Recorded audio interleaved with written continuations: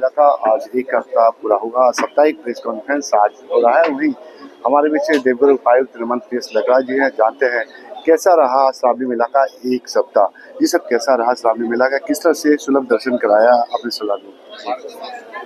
सभी को नमस्कार। 11 तारीख से राजकीय श्रावणी मेला 2025 का शुभारंभ हुआ। आज 17 तारीख, आज 7वां दिन है।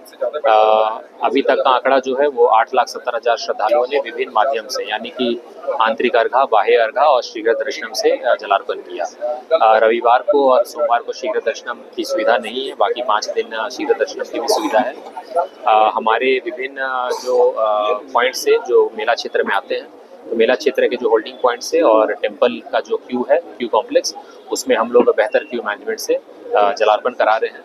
और हमारा जो आने वाला जो द्वितीय और तृतीय सोमवारी है, उसमें हम लोग और भी बेहतर प्रबंधन कर रहे हैं। इसके लिए हम लोग की जो इंटर स्टेट कोऑर्डिनेशन बैठक हुई थी, उसको हम लोग दोबारा से हम लोग उनके साथ में चर्चा कर रहे हैं, ताकि जो श्रद्धालु आए ज़्यादा से ज़्यादा संख्या में, उनको हम लोग अपने शहर के बाहर के जो टेंट सिटीज़ हैं और अंदर में जो बीएड का जो टेंट सिटी है और हमारा जो क्यू कॉम्प्लेक्स है, उसमें जो निर्धारित समय अवधि है, उसमें ज़्यादा से ज़्यादा श्रद्धालुओं को जलार्पण की सुविधा मुहैया करा सकें। सर, एक सोमवारी पार हो चुका और सफलतापूर्वक आपने सभी का दर्शन कराया, तो अगले जो सोमवारी बची हुई है उसकी किस तरह की तैयारी है, चूँकि काफ़ी अब भीड़ आने की संभावना बताई जा रही है।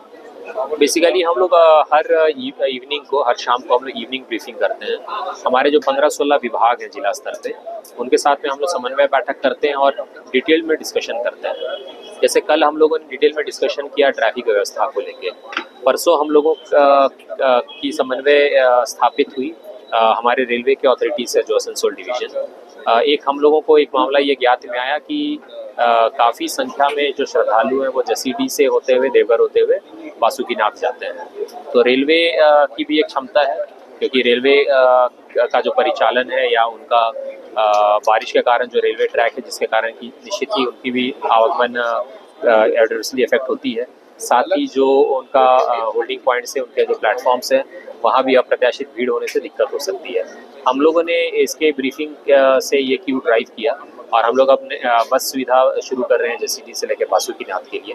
साथ ही हम लोगों ने जो भी हमारे सिविल सोसाइटी ऑर्गेनाइजेशन है, उनके साथ में कल उनके आग्रह पर पुनः एक छोटा बैठक किया, जिससे कि ये हम लोगों को पता चला कि जो लोकल जो भी लोग हैं, उनको कैसे उनके आधार कार्ड को और लोकल एड्रेस को देखते हुए उनको आने जाने के लिए सुगमतापूर्वक हो आ सके, ताकि उनके ऑफिस का या घर का कामकाज या स्कूली बच्चे जो इफेक्ट ना हो।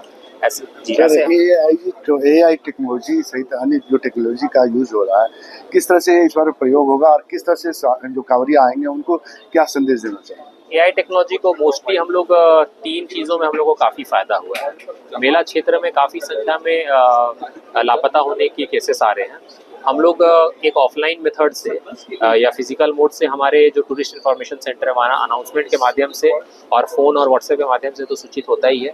साथ ही जो लॉस्ट एंड फाउंड जो केसेस है, वो हम लोग IMCR में भेज देते हैं। IMCR में हम लोगों के सामने हम लोगों ने कई ऐसे केसेस देखे जिसमें कि सर्च किया गया है और वो जो बच्चे जो गुम हुए हैं, उनके जो परिजन हैं, वो अभी किस पॉइंट पे हैं, उनको फिर डिटेक्ट किया जाता है, आइडेंटिफाई किया जाता है और फिर जो हमारे संबंधित OP है उनको खबर किया जाता है और बच्चे को मिलाया जाता है।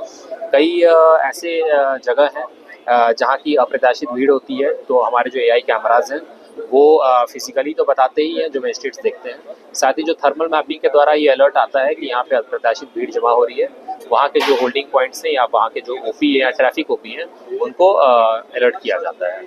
इसके अलावा जो हम लोगों का फेस रिकॉग्निशन कैमरा है, उससे हम लोग हेड काउंट भी कर रहे होते हैं, जो कि हमारे कितने संख्या में किस पॉइंट से लोग आ रहे हैं, वो हम लोगों को बेहतर क्यू मैनेजमेंट करने में मददगार साबित होते हैं। तो इस बार पूरा सुलभ दर्शन की पूरी तैयारी है। जी, हम लोग सुलभ दर्शन की तैयारी कर रहे हैं। हम लोग फिर से ये बता दें कि हम लोगों की प्राथमिकता है, जो भी हमारे श्रद्धालु आते हैं वो देवतुल्य हैं और हम लोग चाहते हैं कि हम लोगों के प्रयास से हमारे जितने भी सिविल सोसाइटी के मेंबर्स हैं, हमारे देवघर जिला वासी हैं, मीडिया बंधुओं के माध्यम से उन लोगों को हम लोग ज़्यादा से ज़्यादा मदद कर सकें, सुविधा दे सकें और उनका जो भी एक्सपीरियंस रहे वो सुखद रहे। सर, एक सप्ताह में कुल कितना मंदिर का आय हुआ विभिन्न स्रोतों से? जी, 50 लाख के आसपास का विभिन्न स्रोतों से मंदिर का आय हुआ है और इसमें जो श्रद्धालु आए हैं वो, जैसे हमने बताया पूर्व में, 8,70,000 अभी तक श्रद्धालु आए हैं।